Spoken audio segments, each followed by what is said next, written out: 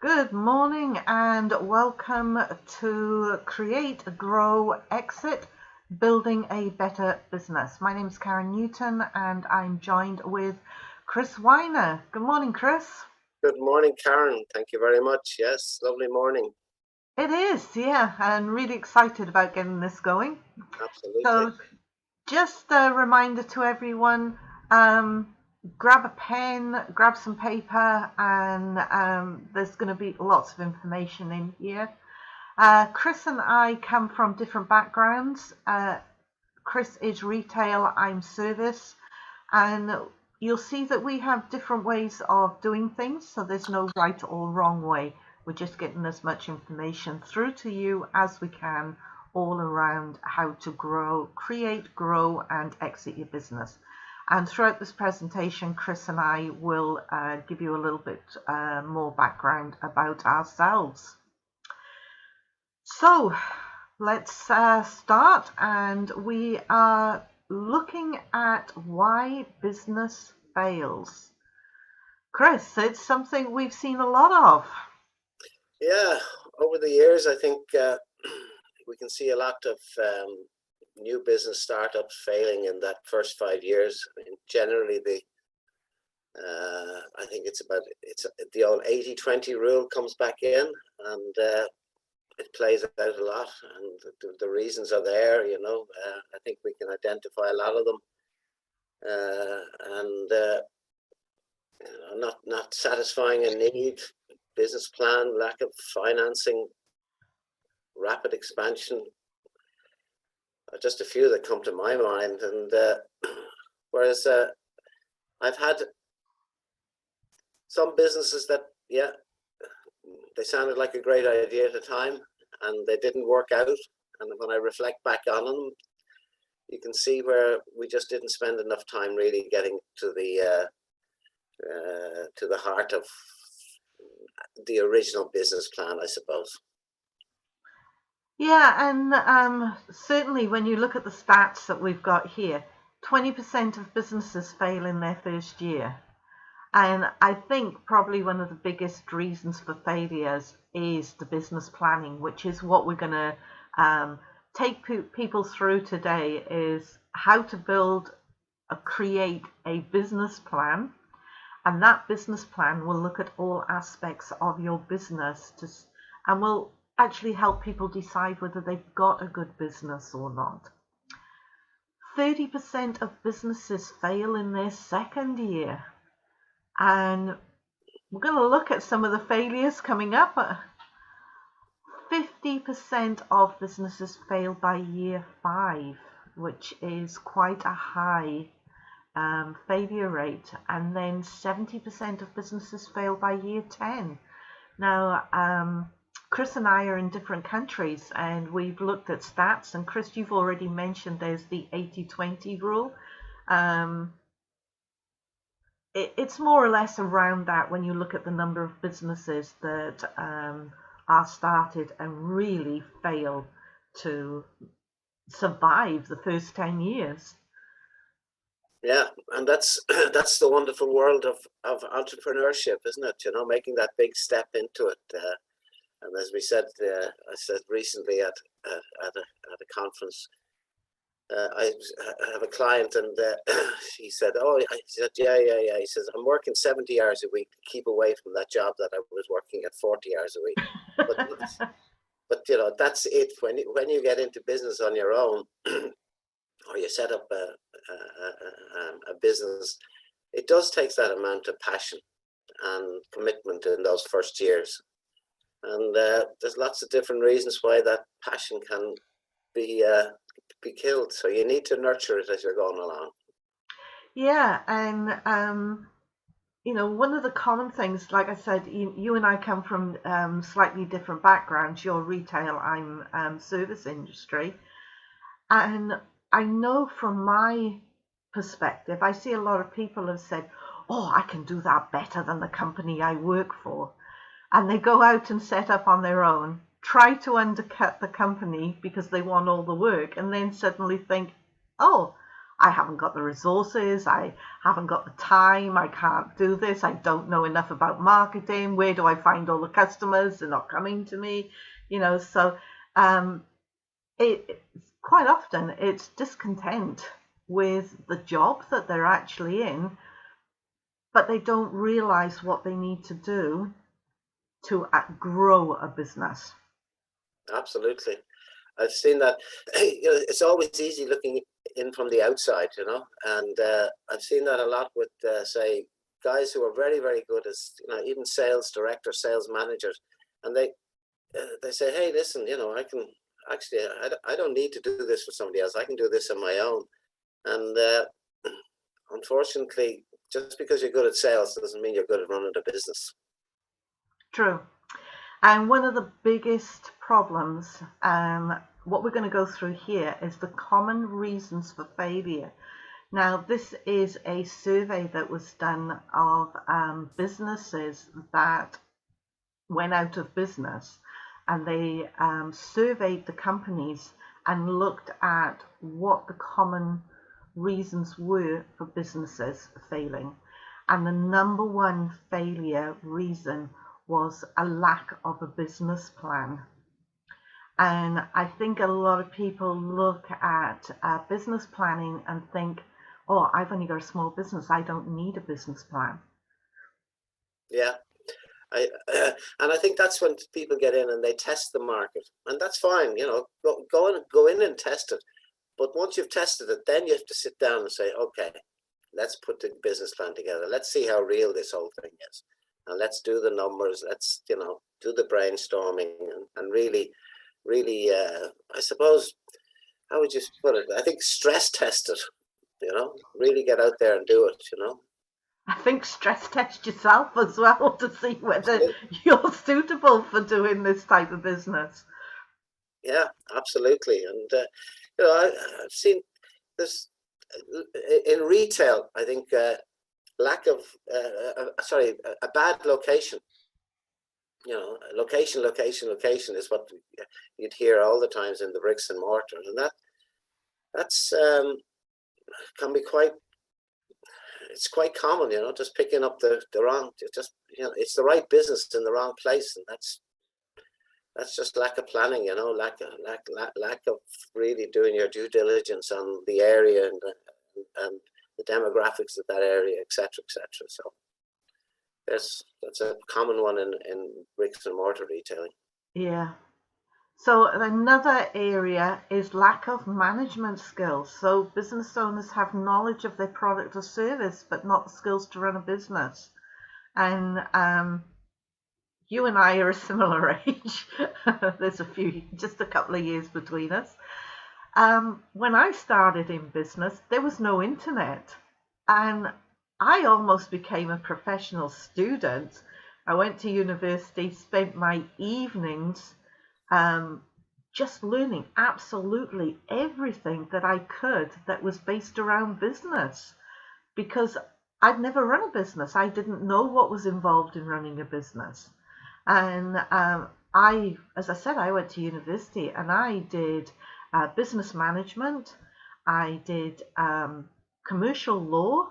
I went into quality management and accounting, and they were just essentials that I needed to be able to set up and start a business. But I know, Chris, your background's slightly different, and you probably had a better grounding for business than I did. Yeah, well, Karen, you've got two QBEs, qualified by education and qualified by experience. I have qualified by experience, and that very much came about being thrown in the deep end. And I remember, as a young man, saying to my father, who was my mentor and business coach and everything at the time, I said, listen, I'm not really sure whether I'm cut out for this, because I don't know, all this legal stuff and this accounting stuff and this insurance stuff and that. And he said, look, he said, don't worry about it. He said, there's plenty of people out there who, when you are profitable and you have the business going, you can pay them to do that stuff. So don't be fretting about it. And there are good people out there, and it is, as we know, building that team of management skills people with those skills around you. Yeah. So another reason people fail is lack of funding. Small business owners often just set up the business with no cash reserves or funding to carry them through until they become financially solid. Now, I am guilty of this. I have to admit, I get a business idea, and the next thing I've got a business up and running, and I do not look at funding. My philosophy is I make a sale, and that funds the next step, and then funds the next step. But would you like to comment on this, Chris? Yeah, so when we get into this, into the business plan side of it, it's to realize exactly what all the cash requirements, the capital spend, and the overdrafts, and what's available out there in terms of loans, and what's the best way of financing your business, whether it's through investors. And I recently worked with a client, and she started her business on local enterprise business grants, and that's where she got her money from. Now, it moved out of the kitchen, and it's moving now to a stage where she'll require capital spending. But because she's had the trading experience of 2 years, she's able to show profitability. And, once you can show that, you'll get the funding. Yeah. And there are lots of grants and schemes out there to support people. It's realised that we need small businesses. Small businesses are the biggest employers in the world, and the more that governments can do to support small businesses, the more they know they're going to keep unemployment low, but bring in the reserves that they want to, or the funding reserves that they want for their coffers. So there is a lot more support now for small businesses than there used to be. Yeah, there's great support for that entrepreneurial spirit that needs to be nurtured, and it is the backbone of most countries' economies. And then the fourth reason, lack of customers. 42% of companies that went bankrupt reported they were selling products or services their customers did not want. Now, everybody gets a fantastic idea, but does it mean that that idea is what the world wants, your customers want? Yeah, so that's back to really doing that that research and due diligence and testing the market, isn't it? Really, before I open the store and decide what products go on the shelf, there's a lot of research and knowledge, really, I suppose, that you have to gain. And that market research, for many people, the market research is daunting. But market research could simply be taking the poll. We've got social media these days. Do you put a poll out somewhere? Do you, I know that sometimes I will put a question out when I've got a new book coming out. Do you like this cover? Do you like that cover? Would you buy this book, or what would you like to see in this book? So in a way, I'm market researching people to find out if a book I write is viable as a product to sell. And it's the same with services and coaching and clients that I've got. I then ask them, what else do you need, so that I'm creating additional products to suit what those clients want. Yeah, and then from a retail perspective, it's having that ears to the ground. Finding that niche that people are asking, like you are asking questions. I can't find this, or why don't you have that? And some of the locations we opened in were we really opened there because of demand. We were having people driving to, why aren't you in such and such? Why aren't you in Cork? Why aren't you in wherever? And then you go down to Cork and you go around and you start talking to people and connections. And when I went down to Cork and I investigated it, I got a taxi driver for a day, and I said, drive me around. And I just listened to him, and I stopped off at a location, went into the supermarket, listened to what people, watched what they were doing. And that's what it takes. You know, you've got to get boots on the ground from a retail perspective. So, Chris, before we go into more about how you start building a business, we've looked at some of the reasons that they fail. Tell us a little bit about you, because you've got a massive background with Whittaker's. Yeah, so this was a company that a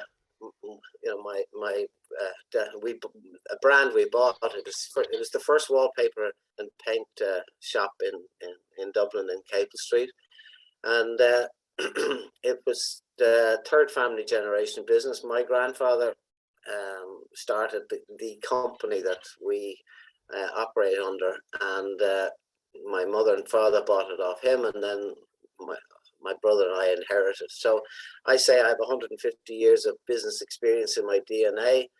Yep, I was thrown in the deep end at 13 years of age and behind the counter in Bagot Street, and from there I sort of made up my mind that I wasn't going to go on to third level education.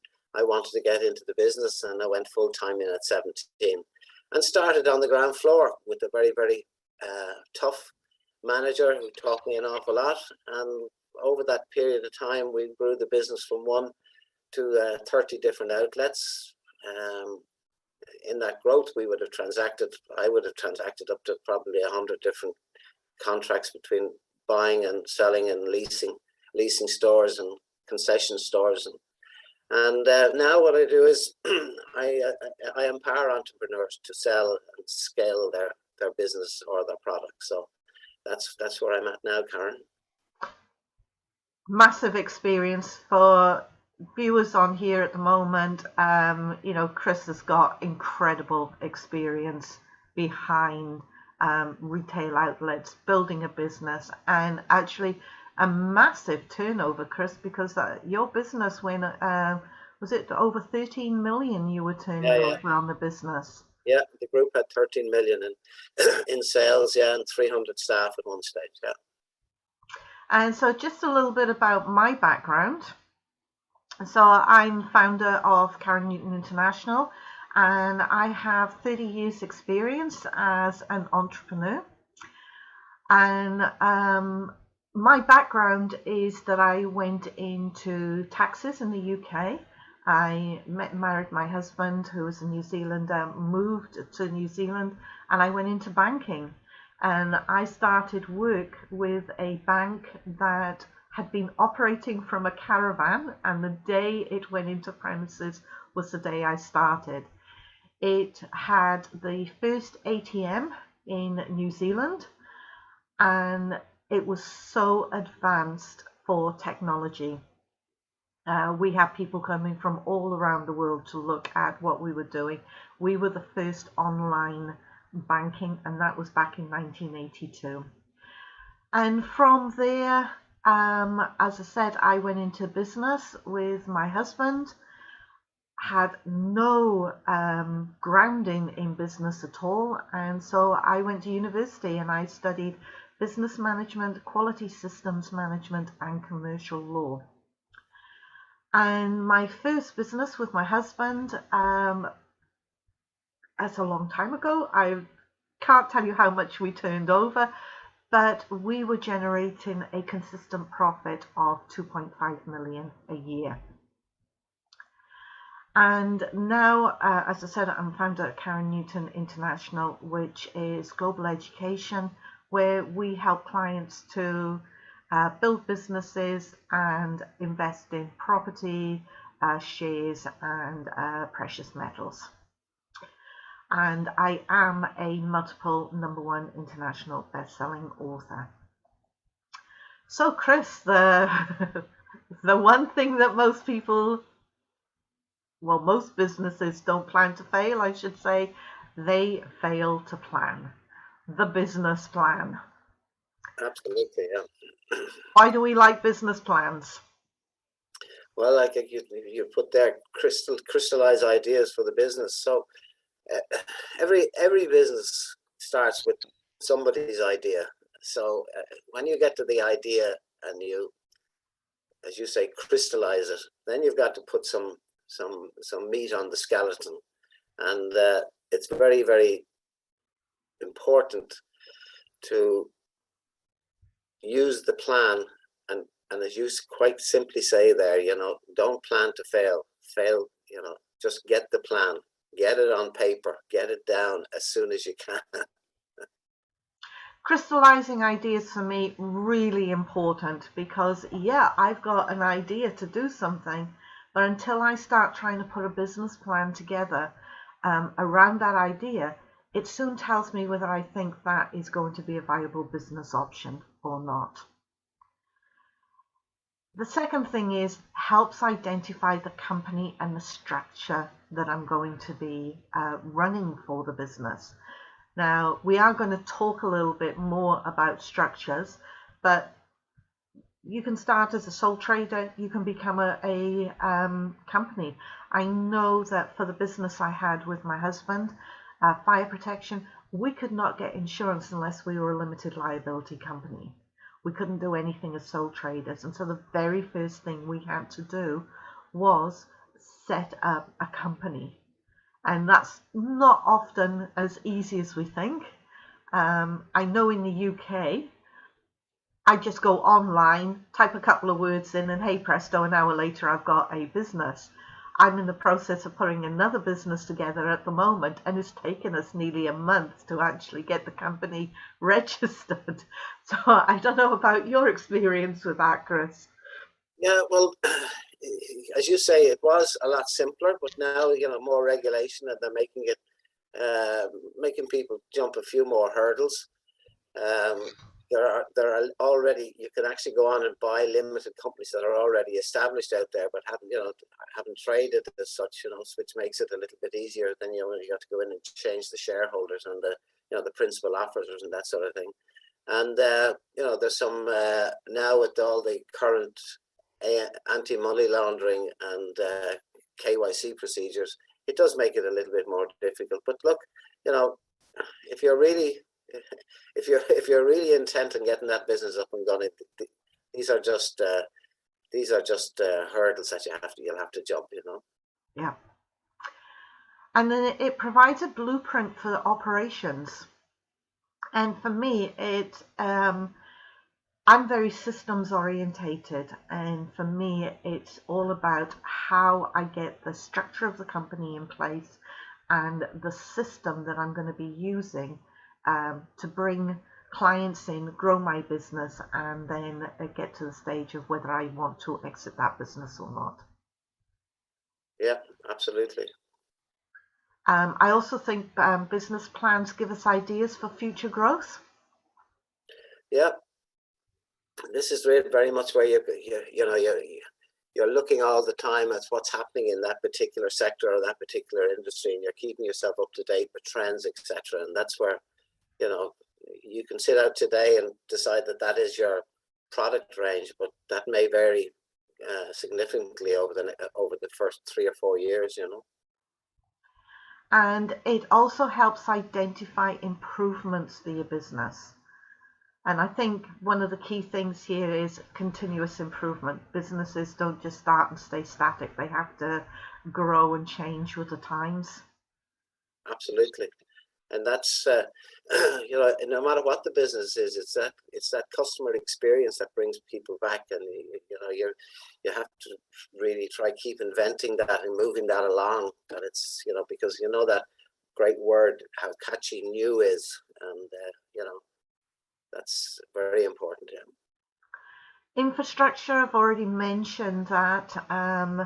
How do you set up the infrastructure of your business? Now, if, like in your circumstances, Chris, you're retail, massive amount of stuff to do to get the infrastructure in place to open a shop. Yeah. So, it was a model that we came up with that, the infrastructure. So no more times than not, you were given a shell unit to fit out from A to Z. And we had the team, and we had a merchandising system, and we were, because we were rolling them out on a sort of a 6-monthly basis, we could move the team continually on, and practice makes perfect, let me put it that way. it's not just the physical side of it, but then when you get into it, then your infrastructure is all your information, your everything gleaned off the scanning and point of sale system.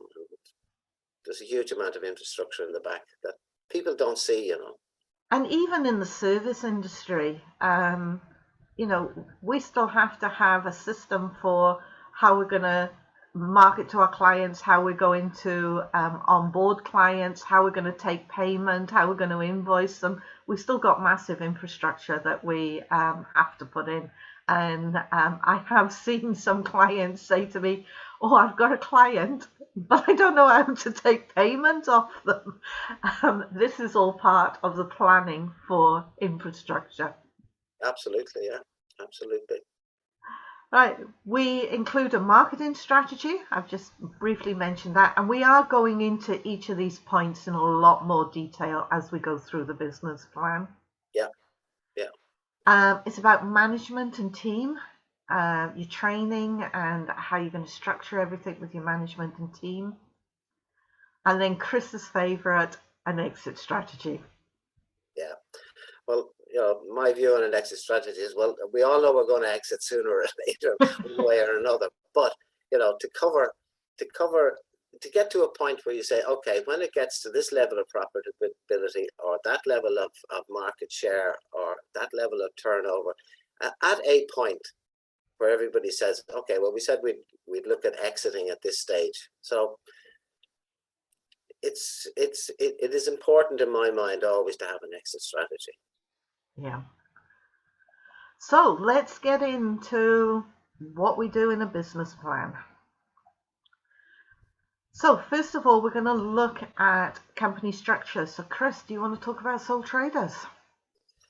Yeah, sole traders. I think I know a lot of the startups that I've worked with started out as sole traders, and that's fine. At the beginning, it keeps you maybe under the radar a little bit as regulation, and you can certainly get along with doing it for so long. But at a certain stage, I think you've got to protect yourself and your family, and that's where I would always encourage my clients anyway to get to a limited company status, and keeping an eye and watching the contracts that you sign with, whether it's with the banks, and my big no is do not sign a personal guarantee.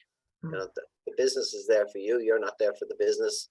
So, I would always get to the stage of getting to moving to, and I think we're on the same page here, to a limited company structure. Yep. I do start businesses as a sole trader, and I've now got a very good accountant. I've had accountants who haven't actually given me the advice that I've needed. They just like to get my accounts and charge me. But I have an accountant now who says, Karen, you're building this business to a level, now's the time to switch it into a company. And quite often it comes down to, like you said, liability.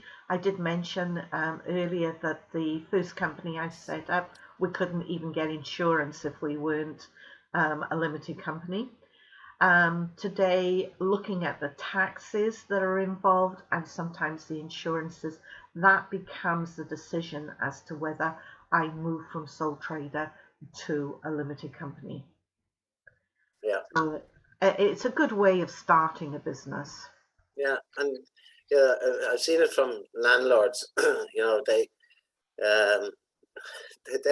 obviously prefer, if you're somebody of asset value, they would prefer a sole trader because they can always go after you personally. So I say no, keep it in a limited company. Yeah. And then we have partnerships. Now, partnerships are a legal entity in their own right, with all of the partners, well, depending on what you put into the partnership agreement, each of the partners having liability within that business. I'm not sure of your exposure with partnerships, Chris. Yeah, well, partnerships and partnership agreements, I think they have to be thrashed out really in detail beforehand, because you know, it's fantastic when you get a partnership that absolutely works, where people are feeding off each other's strengths, and you know, one person doesn't feel that, you know, they're taking more of the load than the other person. But most of the partnerships I've seen that broken up purely on that basis alone, that look, you know, it happens a lot, and I would just stress with any of my clients, I said, okay, fair enough, but a very wise man, a very wealthy man, told me once in relation to something, when I said, look, I'll have to go and check with my brother, you know, we're partners together, and he said, Chris, partners are for dancing. Yeah. And I've had the experience where I've had a partnership and we've had the advice, now's the time to move this into a company structure. And that has actually affected the business. They haven't wanted to move to a company structure, and we ended up having to close that business down.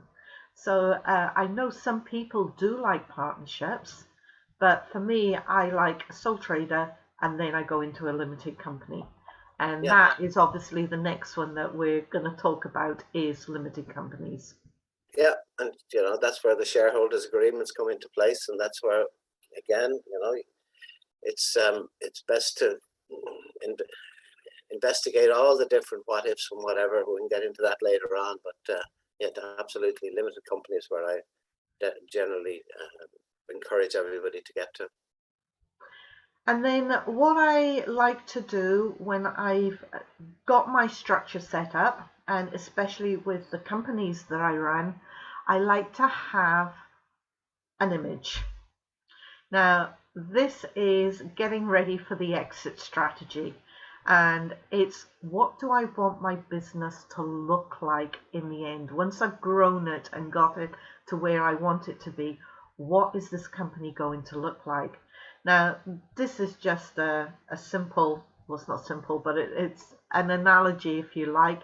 You don't need to set up like this. You create the structure that you want for your company. But when I first set these up, managing director, Karen; marketing director, Karen; finance director, Karen; operations director, Karen. My name goes into every box. And as I start to grow the business, I can bring other people in who are specialists at what they do, and they come in to help that business grow, and they start then to fill in the different roles that I've got created within the company structure. So this is just my way of saying, you know what, this is the end view of what I want my business to look like. Your thoughts, Chris? Yeah, so you're right, Karen. Like, I would have had all those hats on, and it comes back to the business plan. When you can see the growth in your business, you know, well, when I get to that stage, I'm going to be able to delegate that particular area and that particular area and that particular area, because this is where you're going to end up. You know, if you try to do all of this, you're going to end up in a box. You know, so you have to be realistic. You know, you've only got, there's only so much of you. Yeah. Delegation and letting go of these areas is very much, it's the only way your business can really grow, you know. Correct, yeah. And my favorite saying, you work on your business, not in your business. Yeah. You've got to work in it to get started and to start growing it, but the sooner you can start working on it and take that helicopter view of the business, the sooner you're going to be able to actually grow that business. And you can't do that until you start bringing more team members in and delegating some of those roles out. Absolutely, and that's where, you know, when we had had our company, we always had a non-exec director, a wood for the trees person, yeah, where he could take that helicopter view, whereas we were in the everyday, day-to-day running of the business, and then we step out of it and we go to that guy who will help us, you know, sharpen our pencils and get focused in the right direction. And one of the things to remember is that you don't have to employ staff, team members. For me, some of the people who fill these roles are actually VAs. Yeah. They've got the skills, the experience in areas, and so I'm just bringing them in, contracting them in for the few hours that I need them to do the work. Exactly.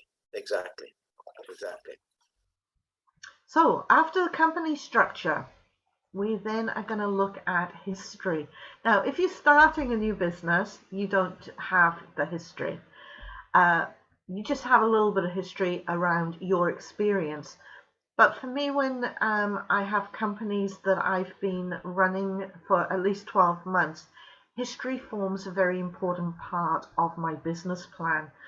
Because if I'm going to go to a bank for finance, I want to be able to show them that I've got a track record, I know what I'm doing. If I've got staff, they know what they're doing, and I've got a track record of achieving the goals that I have set myself. So some of the things that I would include in history is you had an idea, you've brought it to the market. That shows that you have experience. What did you call it, Chris? QBE? Yeah, qualified by experience, yeah. Okay, so for me, history is an important part of just showing that, yeah, you know what, I'm good at this, I can do it. It gives background on the business. Chris, you want to comment on that? Absolutely. So, when I think about some of the businesses that say started during COVID, and they started maybe because they were locked in, and I think of one, the lady who started a local donut, a plant-based donut delivery system, and what she did was basically she said, well, I'm doing this. So she stuck it up on Instagram and said, I'll be in that district tomorrow if you want to order my donuts. And here they are on this Instagram. And one by one, she was getting clients and clients and clients to a stage where here it is. The business is now started. So, you know, there's her story. It's a good story. Here's our product. And now she's moving to a bigger industrial kitchen and a bigger logistics place, and business is really flying for her. And so she now, if you can imagine that lady going in looking for investors, well, if she was going into something like Dragon's Den, she can show, and there's a great story, and there's a great product, and there's a history. It doesn't have to be like me, 150 years of history. There's 2 years of history, you know? Yeah. And then we give owners experience and track record, because it shows that we know what we're doing. We are the experts at this business. And if we've got a third party, like I said, if you are looking for financing, whoever you go to doesn't know anything about you or your business. And so for me, the history of who you are and what you do is just really key. And we've already mentioned that it shows that you've been able to reach targets in previous years. I know I set some pretty high targets within my business, and people say, oh, that's not realistic. But when I look at the history and I can say, well, we did this last year, and we did this the year before, and we did this the previous year, we were hitting those targets. So why don't you expect us to hit those targets this year? So I think that history is really important there.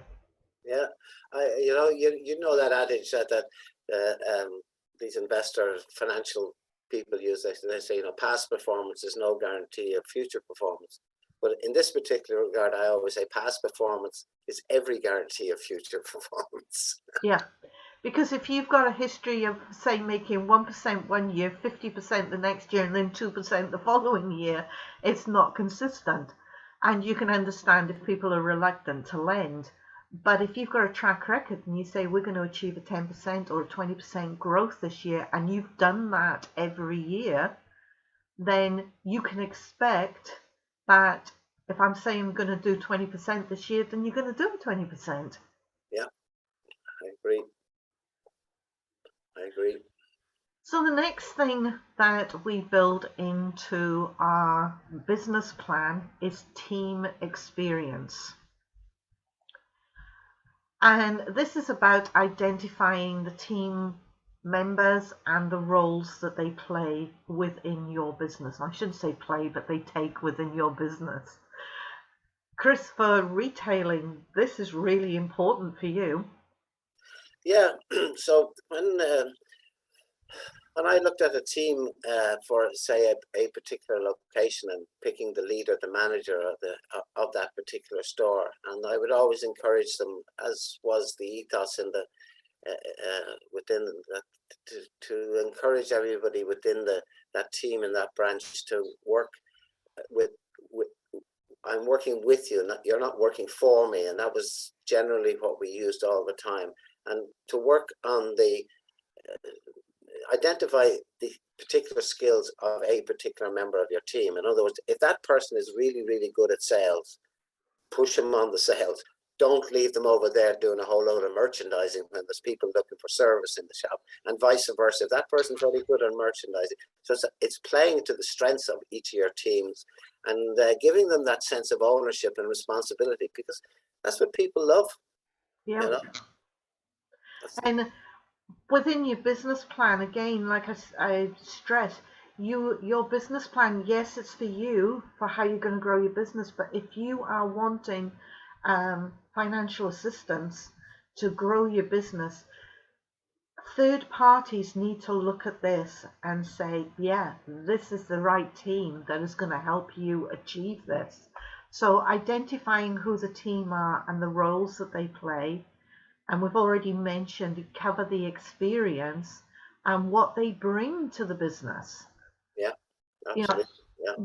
Within that business structure, every one of those people have a key role in helping you achieve that.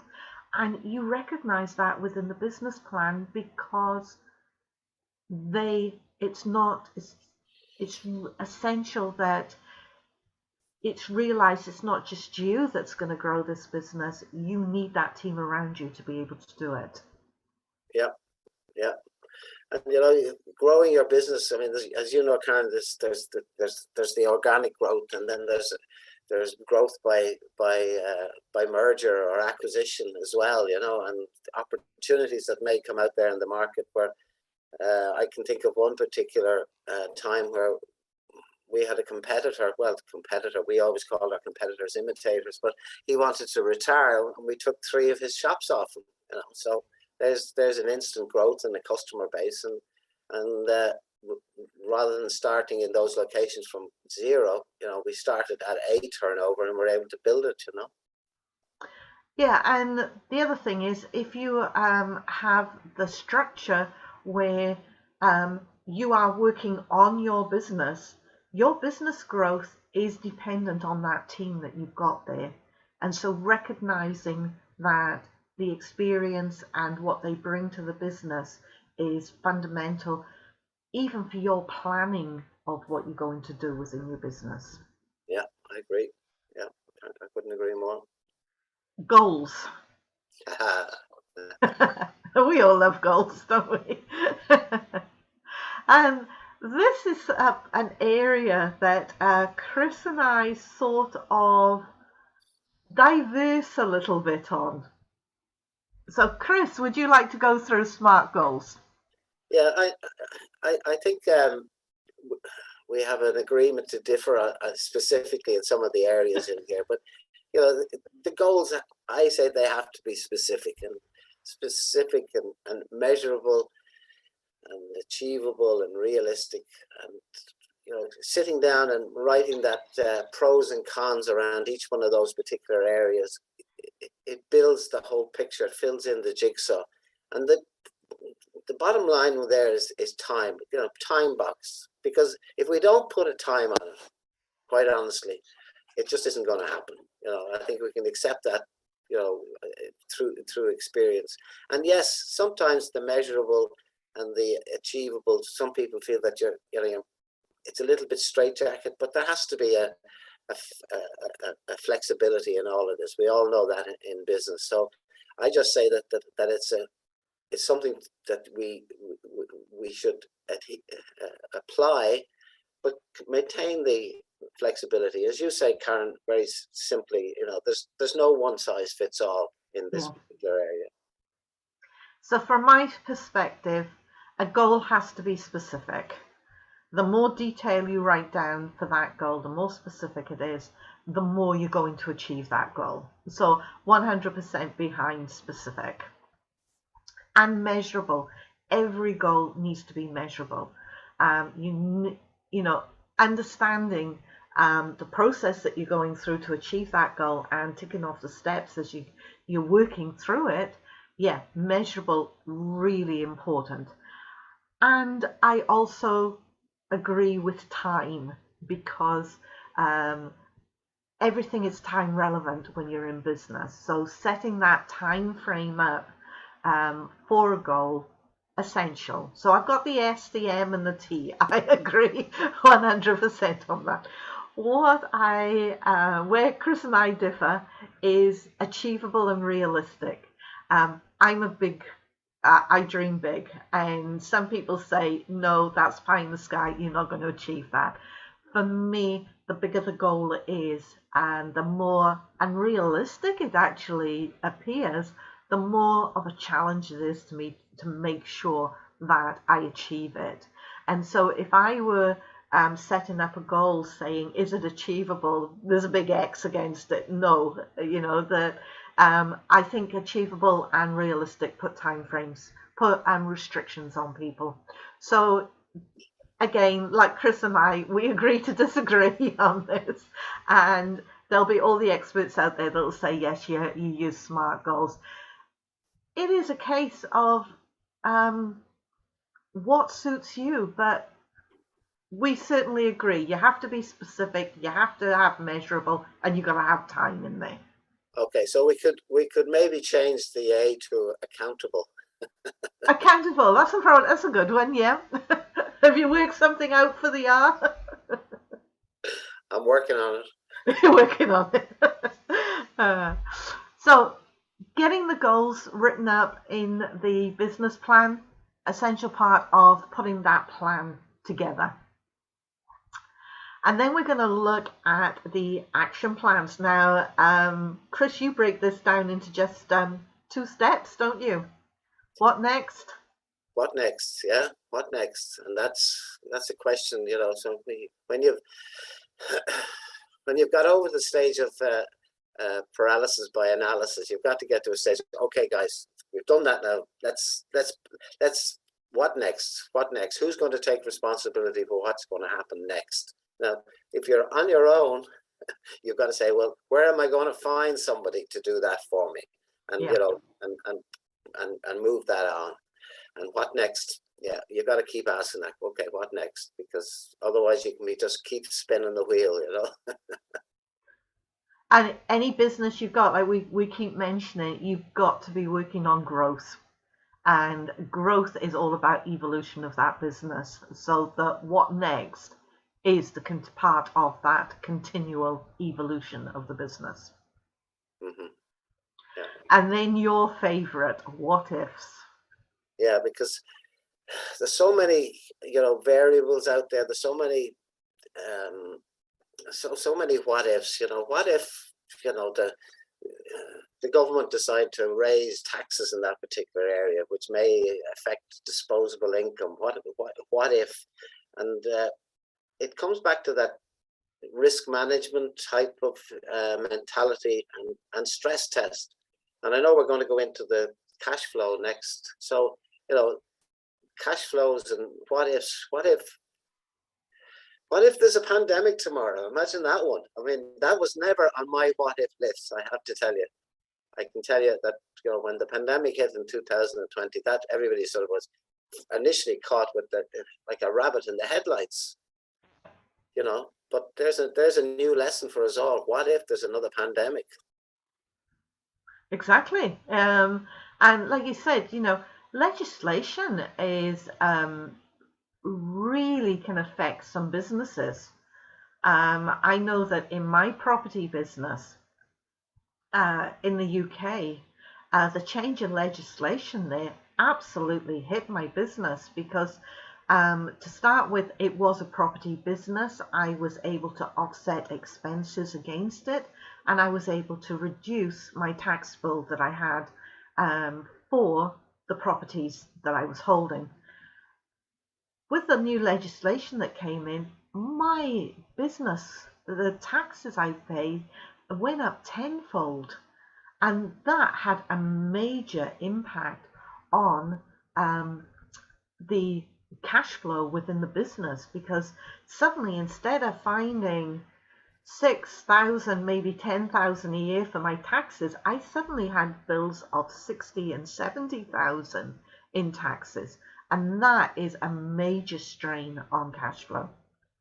Yeah, and we can see it here. I mean, why all the private landlords are moving out of that sector. I mean, we were all encouraged to look at having, a little buffer for your pension, buy an apartment, have it 10 years ago, and then, they even gave tax incentives to get everybody in there. And then when the crash came, 2008, they were saying, whoa, hold on, we have all these people now. let's, Yeah. there's a source of income for the budget. So, yeah. And on the property side, it's quite interesting because I was reading an article yesterday in UK, and with the Ukrainian situation, refugees coming in, one person had put his home up. He lives in there, and they have a couple of bedrooms free that they were going to allow Ukrainians to come in as refugees and stay with them. And suddenly he's a landlord rather than a homeowner who's living in his own home. And suddenly his property does not comply to regulations that landlords have to comply with. This guy has a fabulous home, upmarket home, and it was absolutely stunning. And yet he had a list of things that did not comply for landlord regulations. And so he was told, you want to take refugees in, you have got to comply with all these regulations. And governments change things all the time. Yeah. And that's it, you got to work, you don't work against the system, work within it, work around it. But, yeah, that's what we're saying, that when you come back to that what ifs, what if, I mean, stress test it, basically. Yeah. So putting your action plans together, you're looking at what's next. So how am I going to move my goals into action steps and make them so I can achieve my goals? What is the next step that I'm going to take towards achieving the goal? And then there's the what if. What if legislation changes and this happens? There could be anything that affects it. So part of this planning process is putting those action steps together and risk managing the steps that you've got in place. Yeah. Next, SWOT. Do you want to talk about this one, Chris? Well, this very much, like you've led, it's like you're giving somebody there those headings, and they have to identify themselves within their own business what their strengths are, and have somebody from outside sit down with them and identify in every area of their business, whether it's the lease, whether it's the as you said, the accountant advisor, the legal advisor, to go through all the different strengths that you have and weaknesses and opportunity and threats under each one of those headings that you have within your business. Again, coming back even to the structure as you put in place there, identifying in each one of those roles, who do I need, what are their strengths, because that's what creates the team, and that's what it's the engine, and we're all parts of that engine, So for me, this is I look at things in twofold. When I look at strengths, what am I really good at and what am I going to play out and market here, because that is my key selling point. Whatever those strengths are, that is the key part within the business. When I look at the weaknesses within the business, if I'm identifying something which I think is a critical part of the business, then what are the trainings that I'm going to be bringing in? What do I need to plug that weakness? Some of the weaknesses, you're just identifying them and you're acknowledging them, so they're there, you know they're there, but they're not going to affect your business. But you look at the critical ones that could be really damaging to the business, and how am I going to turn that into a strength or even an opportunity within my business? Opportunities, there are so many opportunities around. And Chris, you've already touched on the mergers and acquisitions. If you're wanting to grow a business, you can put in there, who are your competitors that you could buy out and take over and grow your business? That is an opportunity. Yeah, absolutely. Because again, applying these headings to somebody else's business, is going to identify an opportunity for you. And then when we look at the threats, again, that's our what ifs. What if something happens? What if this happens? What if that happens? They are the threats within the business. Yeah, and some of those can be very natural, Karen, as we know. Yeah, here I live in Spain, and for the first 2 months this year, we were in drought conditions. And add to that, there was then the war that started in Ukraine, and we've suddenly found the shelves empty here because there's no oil, there's no sunflower oil coming in. It's affected oil manufacturing. There's no flour, there's no pasta. Think of any flour products, they are just not available. You go to the supermarket and a lot of the shelves are empty. And then on top of that, we've actually had a driver's strike because the price of fuel has gone up, which means that shops have not been able to get the supplies into the shops. That's threats to that business, especially if you're a retail business. Yeah, absolutely. We would have seen it from a weather point of view. Even sometimes when we had very, very dry, good weather, people weren't within their homes. When they're not within the home, they're not decorating. They're outside barbecuing and doing gardens, and that was that would have a serious hit on trade. And then there's the unforeseen situations, like, well, look, the most recent one, the COVID. Who could have seen that one coming? Well, that was a massive opportunity. How many people had home businesses, but what was it? You had all these additions added to homes. You had houses upgraded, painting, decorating. Would have fallen perfectly into your business, Chris. Oh, look, we couldn't get enough paint during the pandemic. It was the best retailing I'd ever seen. We didn't have to turn the lights on. People were buying between 5 and 7 p.m. the night before, and it was pick and collect. Yeah. We just couldn't get because people were stuck at home. So I know there's an economist who says to understand the economy or your economy, you've got to understand human nature. Then it's very true. It reaches through into your economy, your business. Understanding human nature is something that you have to get your head around. So when we move on from the SWOT, one area that I used to use within my businesses is called a SFOR. Okay, so it's fairly similar to a SWOT, just some slight variations. We still look at the strengths within the business, but we look at variables. Now, within the business that I had with my husband, we were contracting service-based business. Now, the variables that could affect us were some of the things we've actually covered today. What happens if the fuel goes up? Does that make the business still variable? What happens with the prices that we've quoted on jobs? Can we still do them within those price ranges if materials become, not obtainable? So we would look at variable is more variable, and the risk is literally the risk management side of the business.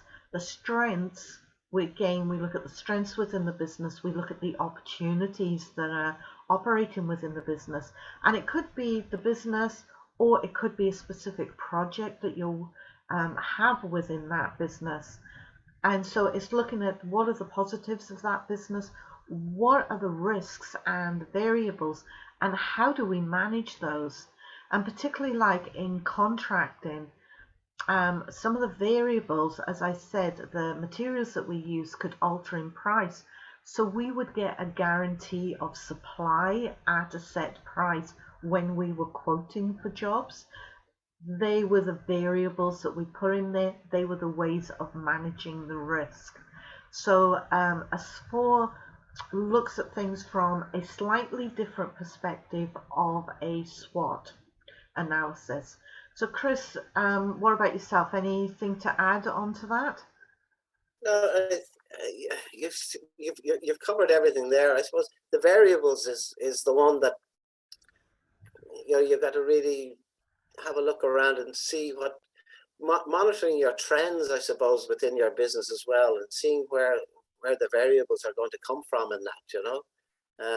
If I put it into a wallpaper situation, the colors, fashion changes colors, and colors. Even in paint, they now say that the new magnolia is grey.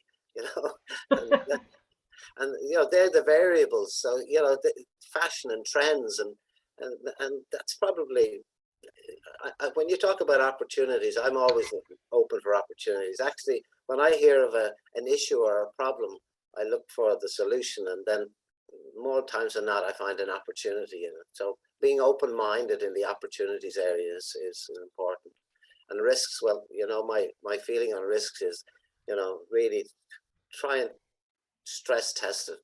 Not to the extent that you're going to say no to opening that business, but I'm just saying be aware of the risks and stress test it. Yeah. And it's just looking at your business from a different perspective. Yeah. And just preparing yourself for different possibilities. That's absolutely it. I mean, as you said, and it's a great description. It's just that helicopter view, just stand outside and have a look. Yeah. So marketing and the plan. This is a major area for most businesses, because we set up a business. Why isn't someone going to come and become our customer? We've got this fantastic product. What's going to stop us from selling it? And that is really where the marketing plan comes in. And the marketing plan is, while we call it a marketing plan, it is still part of the business plan, because you want to be putting the steps into place to make sure that you're going to be achieving what you want to achieve, the goals you've set in place. And so some of the topics that we can cover, branding, ensuring branding is unique around everything that you're doing. Chris, you had a combination of stores and franchises. Your branding was key to what you did within your business. Absolutely. I mean, we spent a lot of I'm going to say a lot of money in relative terms, but the whole marketing budget, which isn't just advertising, and people say, oh, you're spending a lot on advertising. I said, yeah, but hold on a second, you've got to understand that covers everything from in-store merchandising. It covers PR, public relations. So that's probably one of the. It's very, very strong. Good PR out there is very, very strong and help. And and getting your name in front of people all the time, and not just a call to action type of marketing and advertising, because that will only go on for so long. People will find you out eventually that, hey, you can't keep advertising 50% off and 50% off. For God's sake, people get tired of that. I And remember in UK they brought in a rule because some businesses had a January sales, and the January sales ran into February, and then they did the March sales, and the March sales were the same price, and then they did the summer sales, which had the same discount. And they actually brought a rule in over there that you had to have a break between the sales that you did. yeah, and so in terms of branding and marketing, we identified who we were trying to target first, and where was the best platforms to reach those customers. And I think that fundamentally is the rule today, although it's all moved online now, and it's all digital, and all the Instagrams and Facebooks, etc. of this world. But there's still people in cars listening to the radio.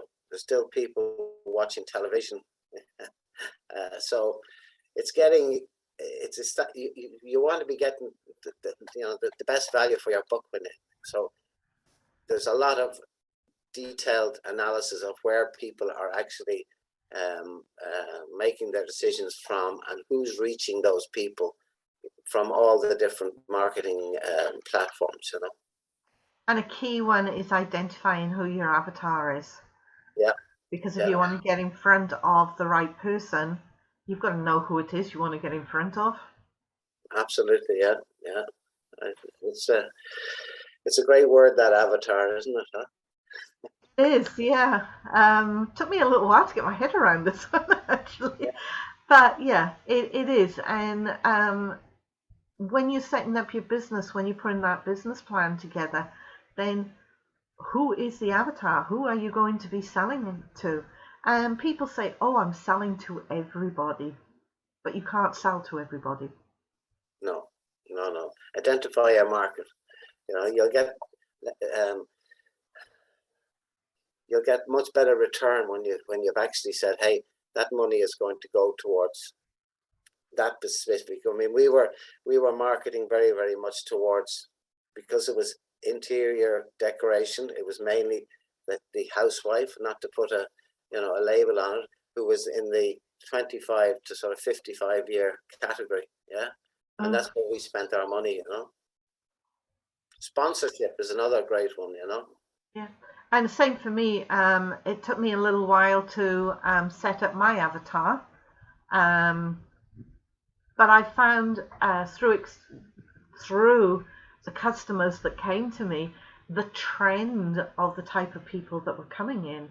And for me, when it comes to women, it's women who are around the 40-year mark. Kids are grown up, left home, and they're looking for something to do. They're wanting to get into business. They're wanting to learn different skills. So for me, my women market is the 40-year-old woman. For men, it's a little bit older, because men are coming up to retirement and suddenly realizing, hey, I don't have the finance that I need to do what I want to do. So I have two different avatars there that my business is geared around. And while we talk about who your avatar is, sometimes it's just finding out, looking at the trend of the type of people who are asking you questions to be able to identify the type of client that you're going to have. Yeah, exactly. Human nature. Then we have to look at the budgets for this, because when we're going to come into how you put your cash flow forecast together, if you don't have a marketing plan, you haven't got a budget for marketing. So it's, if you're going to do these things, what is it actually going to cost you to do them, and make sure that you've got the right budget in place for the marketing plan. Chris? Yeah, because okay, so if we talk about it from the perspective of somebody setting up a business, I say, listen, spend the money, more money outside getting the customers in, because it's great having a beautifully set up, lovely store and all the rest of it. But if they don't know outside, it's no good at all. You know, spend your money. You're going to what you invest in your marketing, your advertising initially. It has to be strong. If you want to stay, if you're an established business and you're looking for growth, well, that's another. If you want to stay ahead and hold on to your market share, and I know a statement from a very successful retail family company who said, look, there are times when you just have to look after your business. In other words, spend the money on the advertising. You can get your profit back later, because it's that there will be times when you say, hey, you know, I can't really justify that spend at the moment. Cutting back on marketing is like, you know, punching a hole in the tank. It's just you're just going to bleed. Yeah. And the thing is, if you haven't got a customer and you don't make a sale, you haven't got a business. Yeah, you're gone. And one of the things that I was taught by one of my mentors is when economies are difficult, you spend more money on your marketing. That's Most right. companies cut back, but he said you get out there and you spend more money so that the people who are out there know you are there, because you're fighting for less dollars. So make sure that you're the one that's there in their mind to be the go-to person. Yeah, yeah. And then we want to look at personnel. So who's doing the marketing? Is it you? Are you going to employ someone to do the marketing? Are you going to have a VA that does the marketing? Who is going to be involved in doing that marketing for you? And the cost of that will form part of the budget.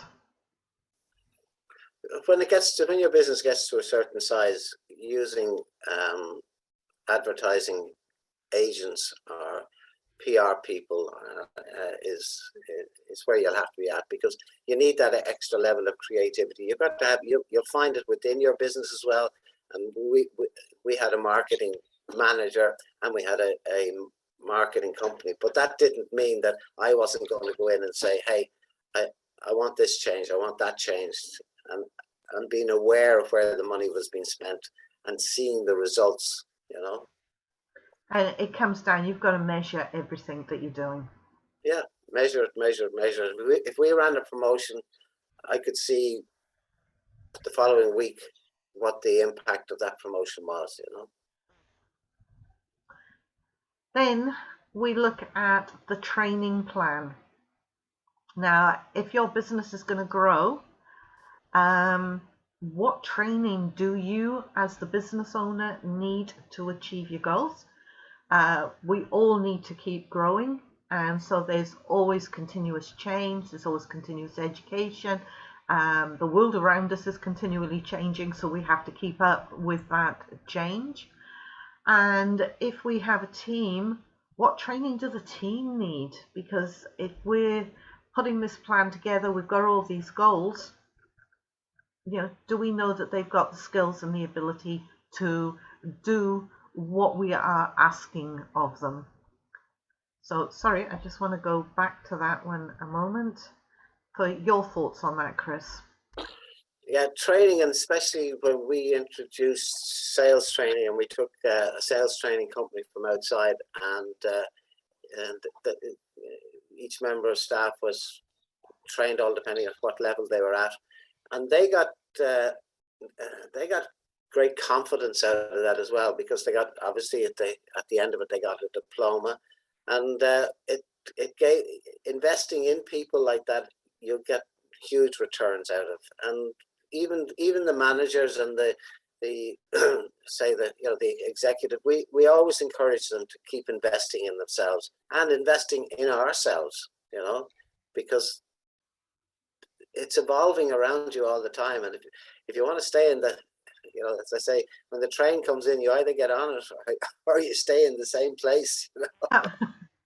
And that's the thing. I mean, the world is continually evolving, and if you don't evolve with it, you don't have a training plan in place, then your business is going to become stagnant because you're not bringing innovation into the business. Yeah, absolutely. And yeah, that creates that energy all the time, because look, we're moving forward. We're not just going to stand here and, so we're moving forward all the time. It's quite interesting. I recently did a study in analyzing businesses, and when I applied the analysis to my business, my biggest expense historically with business has been training. It's been the number one expense that I have put into my businesses, and takes a massive percentage of how I actually split my the income and the profit up from my business, and a huge amount goes into training. Yeah, and we had we created a manual. So if you landed on the shop floor and you got maybe a young person coming in who hadn't got any experience, and if they had a question, they can open up the manual to that particular section and get their answer there and then. You know what I mean? A manual within your business, and that started with who opens the shop in the morning and what the process is to get the place ready, to set your stall in order before you open the doors. Yeah.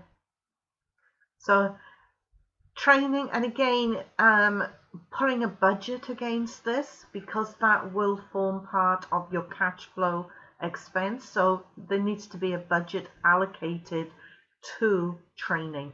But first you've got to identify your needs, the needs of your team, and the costing of the training to before you can actually put that budget in place. Yeah. So then we look at the infrastructure within the business. Can your infrastructure grow with you? Now, we were just discussing this the other day, Chris, weren't we? But I'm coaching, and I have internal systems within my business. They are third-party systems. I pay for access to those systems. But to hit the targets that I've set myself for this year, those systems had to be upgraded to another level. And of course, that has brought extra expense into my business. So I have had to increase my infrastructure within the business to actually allow me to take on more clients and grow my business. So when you are looking at your business plan, is the infrastructure that you've got there the right level for what you need to grow your business at the moment? Or do you need to develop the infrastructure so that it can support additional growth? Chris? Yeah, so when we started out, our stores were sort of a 600 to 800 square feet, which is relatively small in terms, but they were in shopping centres. But in order to grow, we had to change that to a bigger sort of retail park type model of a 5,000 square foot. So the infrastructure immediately changed because we were, it created a need for more staff. It also created a need for simple things like more tills, more tills to serve the customers, and getting the infrastructure in behind that was the database and the scanning system and the all the management information. So as you grow, suddenly you find, okay, well, actually we're going to need that to do that and that to do that, and it just happens. Yeah. It's nearly organic. But if you can anticipate it, then it's not a shock. Then it's not. If you can anticipate as much of it, that's what I like looking at when it comes down to infrastructure. Yeah, and obviously what the resources are that we're going to need for that infrastructure growth. Yeah. And again, what budgets are going to be needed? Because if you need new resources, that's capital expenditure. What are the budgets that are going to affect your capital expenditure if you need to do that? So that's, And and they're great questions that come back to your, your 5-year plan. As you see the growth, you have to ask yourself the questions: what infrastructural changes is that going to make within the business? yeah, and sometimes looking at the infrastructure can actually improve profitability, because with the business that I had with my husband, um, we had to produce lots of report, the same report, through to lots of different companies. So a report had to go to the client, a report had to go to the insurance company, a report had to go to the governing body, a report had to go to the council, the local regional council, and sometimes the customer would say, I need 2 or 3 copies because I've got to give this to different parts in my department. But the report that we had to write out was 1 carbon copy. And so I would spend 2 weeks photocopying and getting all these reports ready and sending them out to the customer. And well, it wasn't that simple, but what we did was we computerized what we were doing. So instead of buying these carbonated books and photocopying all the copies, what we did was we invested in a computer system where all the information that was recorded on the reports could be input by the tester or the contractor that we were using. It would plug into my computer, and once a week everything was updated, and I had a stacker system for printing, which meant that the reports for the clients would automatically go into a folding machine and be in the envelopes when I came back into work the next morning. All I had to do was seal those envelopes. And the reports that went out to all the different bodies, they were already bundled into the right bundles for me. It was just writing 1 envelope out and sending that off. That reduced the time. So I suddenly went from 2 weeks of doing all this process to 1.5 hours a month. And that increased profitability quite substantially within the business. There was capital expenditure to do it, but the growth and the profit that we got back from it by a change within the infrastructure of the business.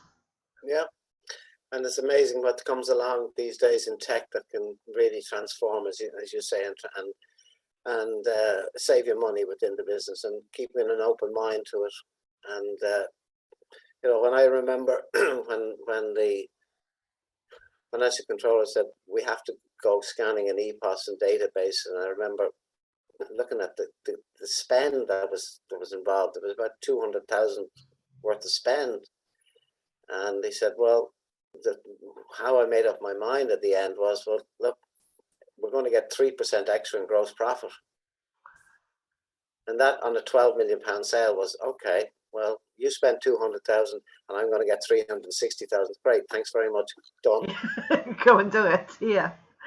So looking at the infrastructure of the system that you're using, and then the resources or the budgets, and can it grow with you, or what's it going to cost to make it more profitable, and then you can allow for the budgets within the cash flow. Yeah. And this is the exciting cash flow. Chris, we used one of your cash flows, so do you want to talk us through this? Yeah, this is one that we use. Now, obviously, you can break this down into weekly, but this is one that we use monthly, and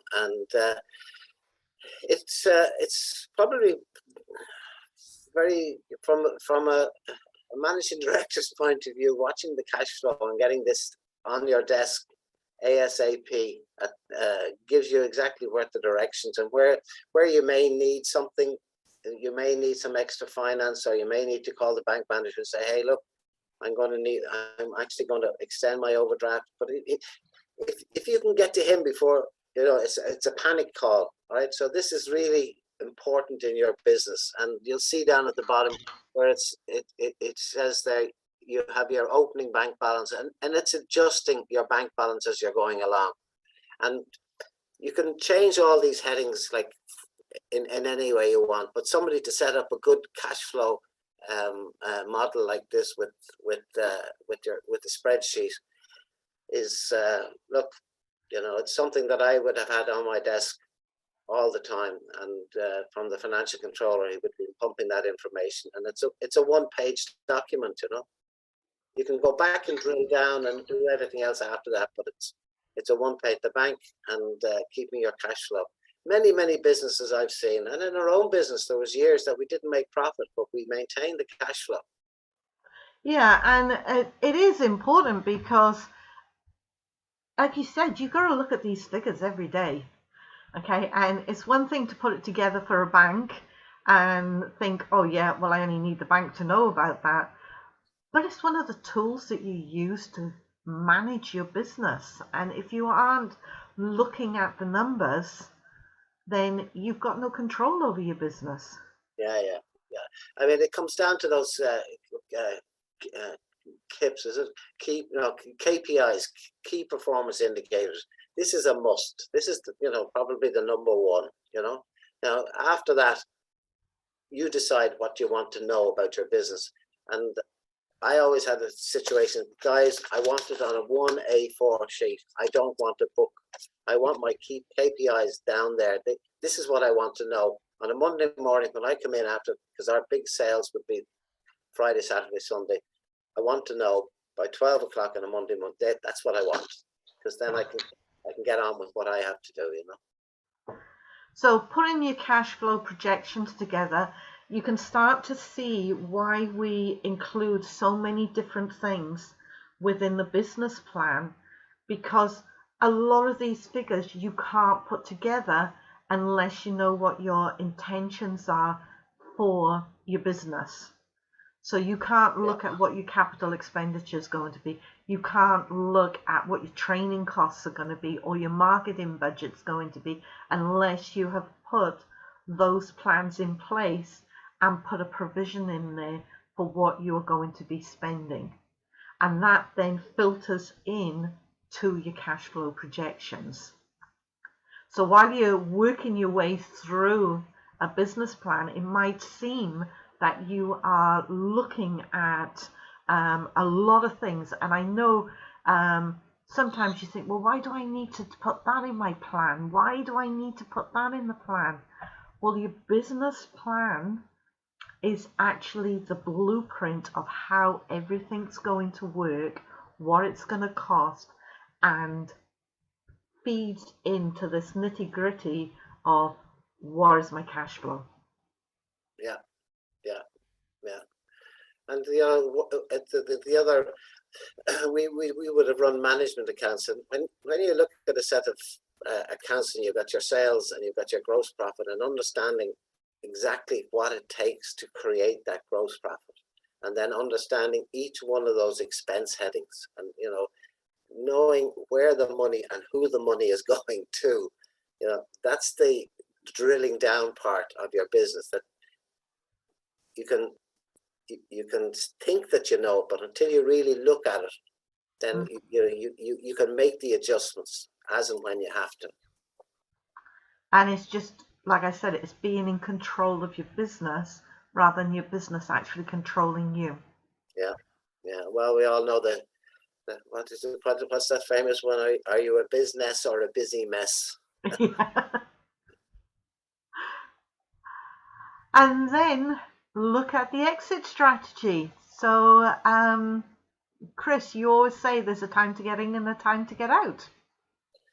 Yeah, well, that's, as I say, if you put a date or a number or a level of profitability or an age, that's the time to do it.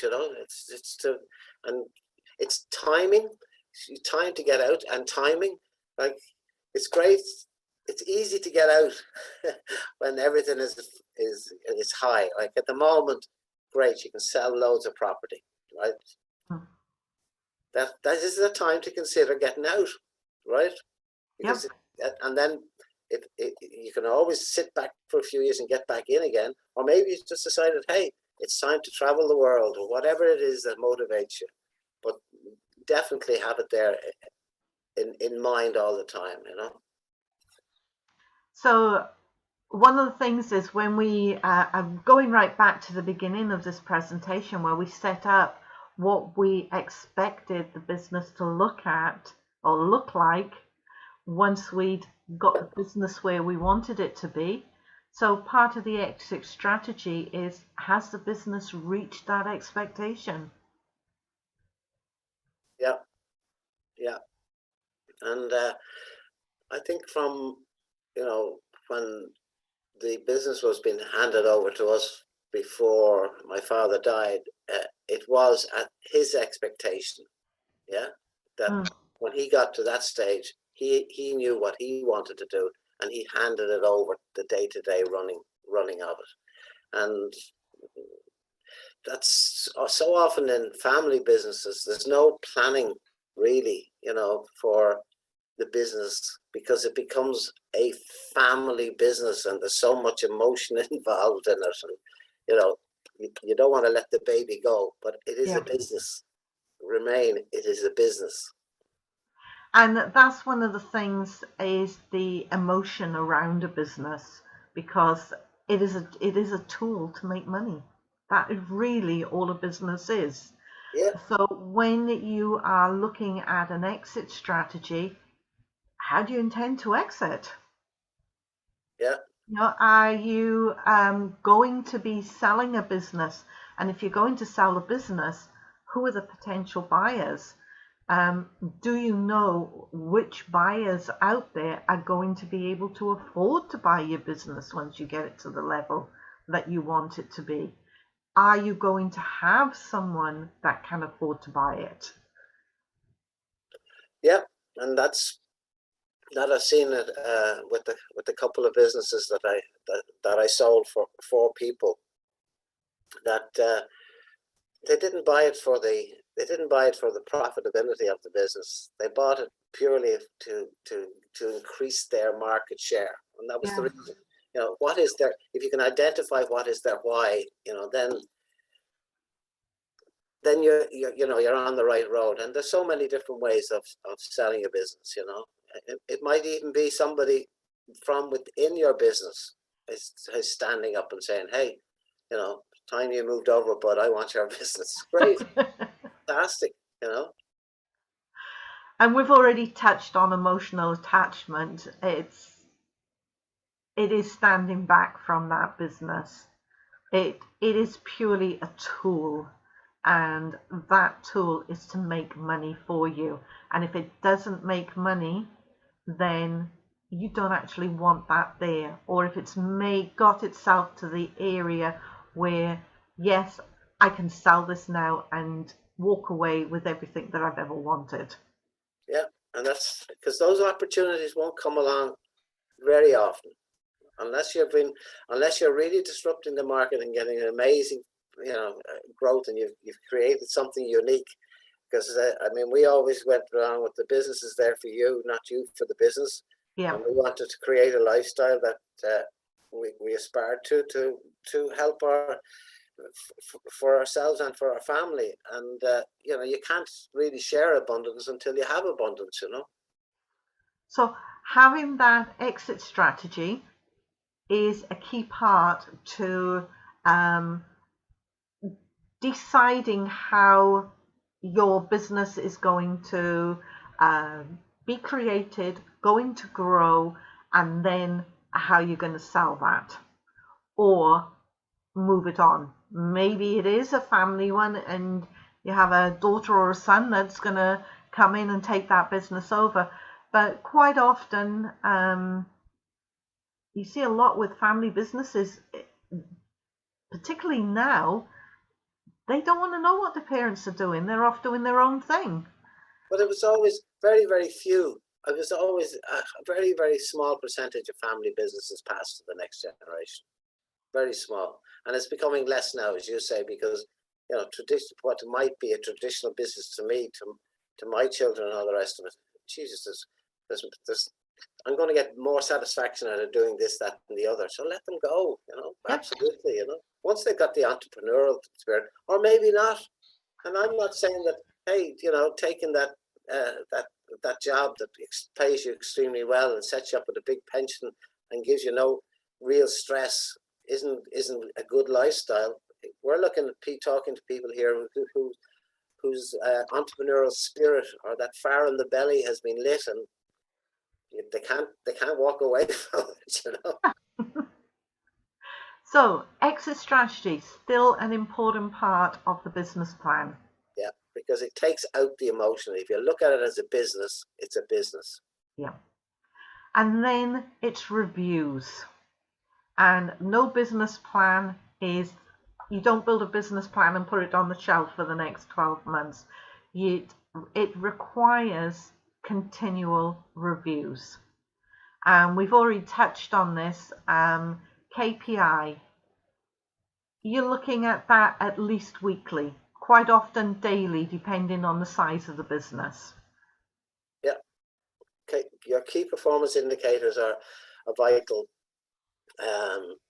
Yes, daily, definitely weekly after all the information has been captured in whatever form of analysis you're doing for your business. But this is where you're going to be changing direction maybe a little bit, or upping or saving money over here, or spending more money over there. You need those KPIs. And then we look at the goals, and goals can be reviewed monthly to make sure that the action steps you intended to take that month, you've taken them, you're ready with your next goals, you've got your forward planning in place for those goals. And so goals should be reviewed at least monthly. At least, yeah. At least, yeah. And then overall business, getting someone to help review that business on a quarterly basis.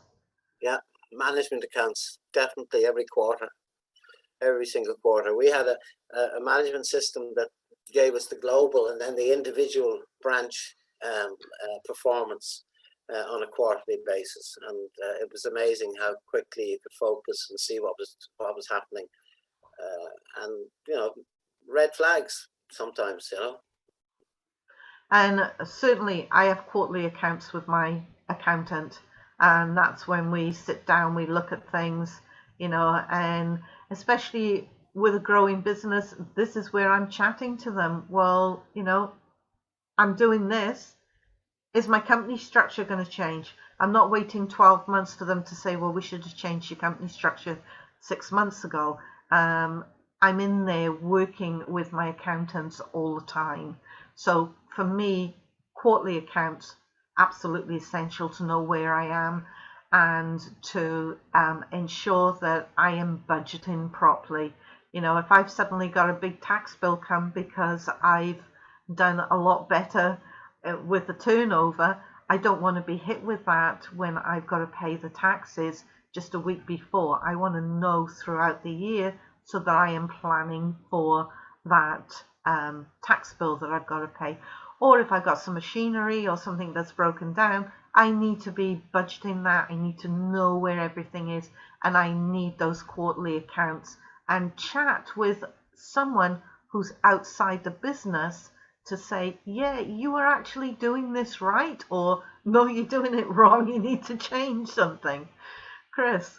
Yeah, so accountability was for us, as I said, we always had a non-exec director he was a qualified accountant, but he was also had huge experience in liquidations and that type of thing. So his business skills were phenomenal.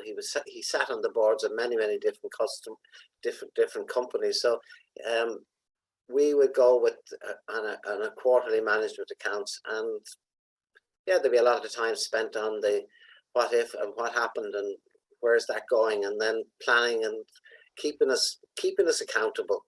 Hey guys, this doesn't look, this is nowhere near what you said in the budget. So how did you manage to perform way beyond what you said, or what happened? And it's you need that wood for the trees person when your business gets to a certain level. And it shouldn't be a family member. You can't do that, you know. That's where the emotion comes in.